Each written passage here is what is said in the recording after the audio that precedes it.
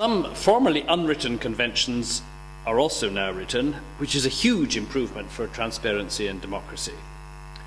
In 1950, the King's private secretary wrote an anonymous letter to the Times about the circumstances in which the monarch might refuse a dissolution to the then fragile Attlee Labour government. The pomposity and secrecy of this letter are quite astounding. I've not got time to quote it, but it's in my recent book or rant, What's Wrong with the British Constitution, on which I would say I take a fundamentally similar line to Richard's, but starting from a quite different point.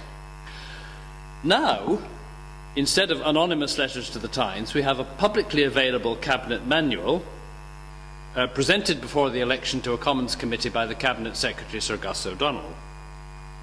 On the same point, it makes it plain that the monarch is at all costs not to be drawn into party politics. If a government falls in mid-term, a situation that could be more relevant now and which I think Sir Gus and his colleagues saw potentially coming, the politicians must decide among themselves whether there is an alternative governing majority in the Commons, rather than pass the buck to the monarch.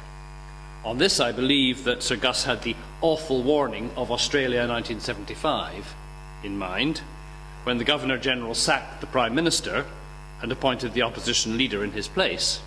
He was acting, I think, in a way which was consistent with the anonymous advice of the King's Secretary 25 years earlier, but he probably killed the monarchy in Australia in the long run.